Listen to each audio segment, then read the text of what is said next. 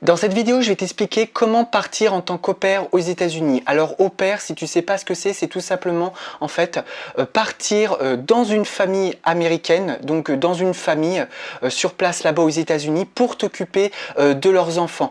Alors souvent les parents travaillent souvent les parents du moins les Américains sont très occupés, travaillent 45 heures par semaine, contrairement à chez nous en France où on travaille généralement 35 heures et je dis bien généralement, mais les familles sont très occupées là-bas et ont besoin justement de quelqu'un qui puisse s'occuper de leurs enfants sur place, soit parce qu'ils sont au travail physiquement, soit parce qu'ils sont en télétravail. Et donc ils ont besoin vraiment d'être rassurés là-dessus pour leurs enfants, quelqu'un qui puisse vraiment être là pour eux et qui s'occupe d'eux, qui puisse justement subvenir à leurs besoins pendant que eux, les parents, ne sont pas là. Et donc pendant une année, tu t'occupes de leurs enfants, c'est ton boulot, c'est ça, tu fais ça matin, midi et soir en fonction bien évidemment des horaires que les parents t'auront fixés et ça te permet justement d'avoir une expérience aux États-Unis, donc dans un pays, donc là en l'occurrence aux USA, et ça te permet justement d'apprendre la langue, d'apprendre la culture sur place et ça te permet également de voyager sur ton temps libre car bien évidemment en tant qu'au pair, tu es nourri, logé, blanchi et en plus de ça tu as un salaire. Et pour pouvoir justement partir en tant qu'au pair, il te faut un sponsor, donc une agence au pair qui va te permettre justement d'obtenir un visa grâce à cette agence là qui va te permettre de t'expatrier pendant un an aux États-Unis. Pour justement partir aux États-Unis, il y a des conditions à respecter. La première, c'est qu'il faut avoir entre 18 et 26 ans. Tu peux pas partir en dessous de 18 ans, tu peux pas partir au-dessus de 26 ans. Donc en dessous de 18 et au-dessus de 26, c'est mort, n'y compte même plus.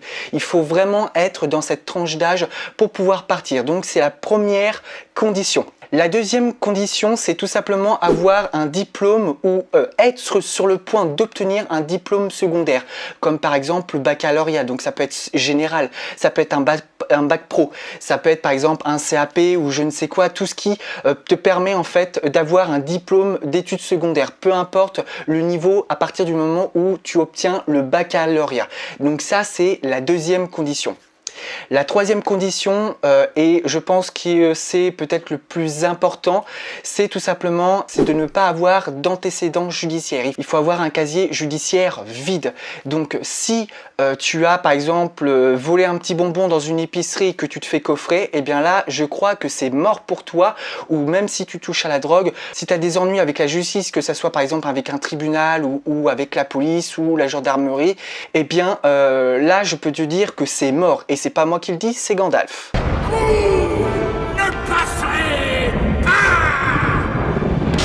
Tout simplement parce que les Américains, il faut savoir qu'ils sont très procéduriers.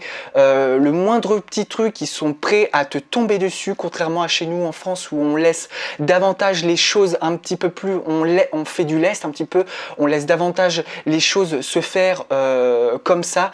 Mais les Américains, il faut savoir qu'ils ils sont au niveau des lois, au niveau de la justice, ils sont très carrés, très fermés, tout là-dessus. Et donc là-dessus, c'est quelque chose qui ne passera pas.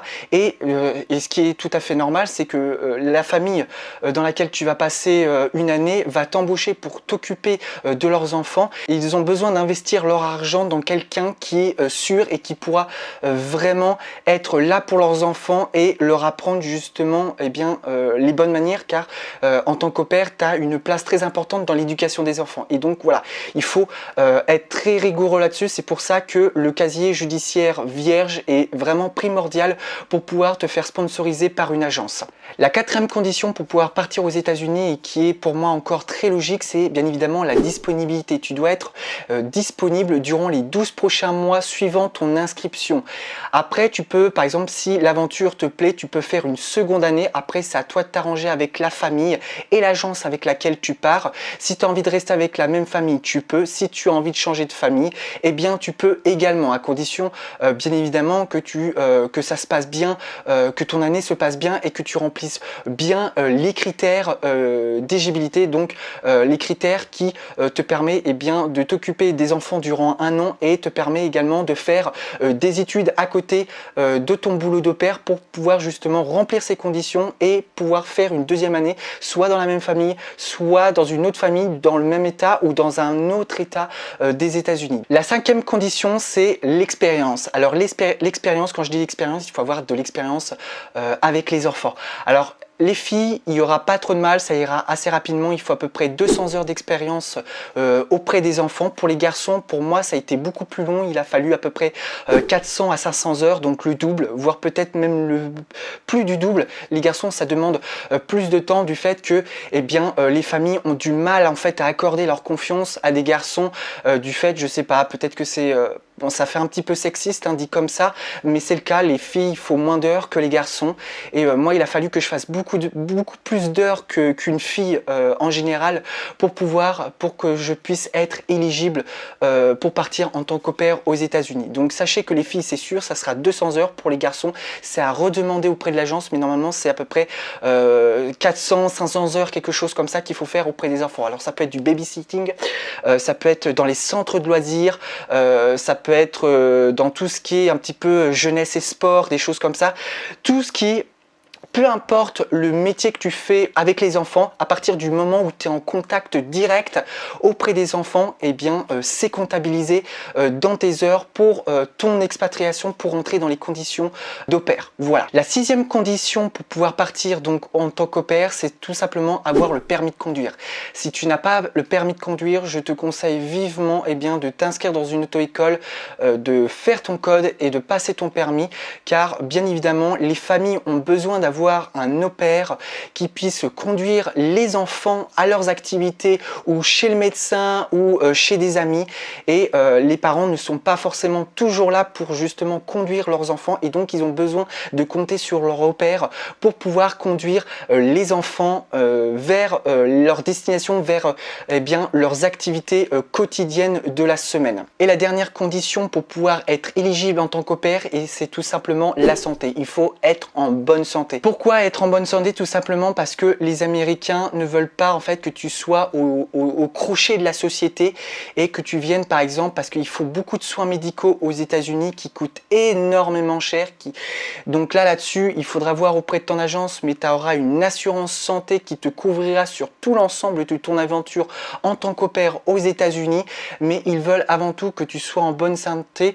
Par exemple, il ne faut pas que tu aies du diabète ou des formes graves de santé, car ça pourrait compromettre ton départ malgré que les conditions précédentes que je viens de te dire sont remplies.